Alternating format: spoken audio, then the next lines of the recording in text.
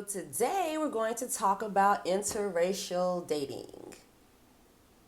When he gets on, will he really leave you for a white girl? Stay tuned.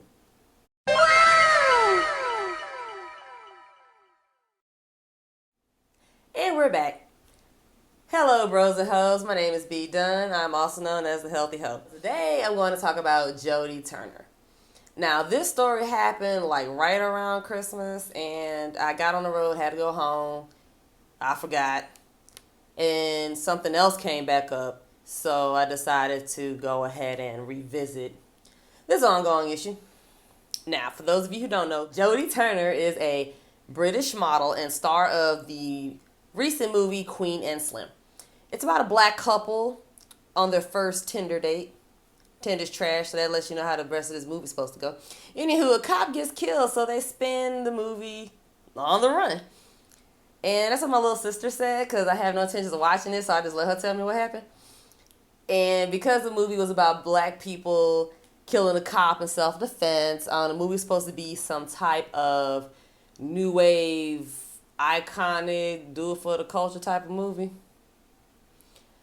So when it was found out that Miss Jodie announced that she was dating Joshua Jackson, former star of Dawson's Creek, very white TV show, some silly male Negroes took offense to this, like they knew Jodie Turner or something. And they're mad that she was dating and is now married to a white man. According to the post that I saw on Facebook by a gentleman who does not spell very well and clearly has very bad reading comprehension, Jodie bashed black men and pretended to like them just to get their money so that everyone can go see Queen and Slim for the people. And she did no such thing. She said that white men were the only men who actually made her feel beautiful, and that black men would say things like, "Oh, you're pretty for a dark-skinned girl." Very tragic. Horrible. And these losers were so butthurt over this woman's personal preference for white men, she had to get in where she fits in apparently, that they were DMing her on Twitter, calling her a bedwench. Now, for those of you who don't know, a bedwench was a slave that was chosen by the master to basically be his sex slave. A rape victim, if you will. Not a woman who found true love, marriage, and soon-to-be baby carriage with white men that she crushed on when she saw him on TV when she was a teenager. So everybody's got a crush on a celebrity. Girl, your dream might come true, girl. Might be a couple decades, but girl, you might get them one day.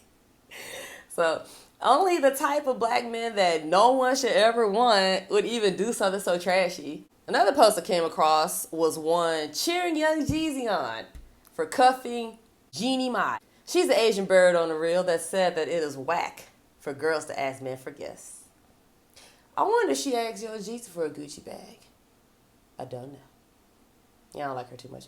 Anywho, so this person, this silly Negro says that Asian and Hispanic women have a loyalty that black women can't understand. The same black women that take you back for cheating over and over and over, wait for you when you get out of jail and all that, yeah, those black women. But honestly, whenever I see posts like that, I'm just like, bye, ho. We don't need you here. Honestly, are these the type of guys that we would consider catches? No. Now, whenever you spend energy being heard or trying to stick up for yourself and all the other black women, you're unknowingly being a pick-me. I'm different. I'm not like those black girls. Ooh, pick me. I'm so different. I'm so different. I'll be loyal to you. That's pretty much what you're saying. Instead of just laughing at these clowns and like keep scrolling. Hoes will literally not care. I'll just talk crap just for the sake of making people feel stupid. For instance, when the Jodie Turner post came out and these guys were saying how she bashed them, I'm asking, okay, so where's the bashing? And they didn't have an answer. So I like to make people feel stupid because it's fun to me, because I mean like that. But honestly, the type of men that we want, they're off somewhere like trying to make some money and, do something with their lives instead of talking to women about their choices of who they date on the internet and publicly denouncing a group of women for no good reason. Also, if that's how all these guys really felt, who's getting all these black girls pregnant multiple times? Babies look kind of black, so, how's that happening? Also, too, we know that men talk about their fantasies in public. Oh, she got to be shaped like this. She got to look like this. Be titties like this. But they go get what they can in real life. And 9 times out of 10, these chicks look totally different from what they say they want. Like I said, look who's out here having babies. Somebody's getting them pregnant. Now, I've explained this to white sisters that most black losers target white women because they're looking for an easier form of stupid to deal with. Typically, when a white woman is stupid, it's a more polite, quiet, reserved form of stupid. She just goes and cries in the corner to her stupid slut enabler friends. And when a black woman is stupid, she's going to tear up your car, throw something at you, act all kind of fools in public. And after publicly declaring what a strong woman she is and she don't take no shit from no man, she goes back to him. And then she lets him move back in. How do I know? I've had people call me and they kicking their husband out that I didn't know they had on the phone. You think that she left him or he stayed out long? No. Tragic. So basically, these black losers, not all black men, black losers, let's clarify. The black losers don't want to become better men. They just want to find someone who will quietly take their shit. There's a difference. Now, I'd like to remind everyone that hoes don't have these problems, in case y'all haven't noticed. If you didn't hear me the first time.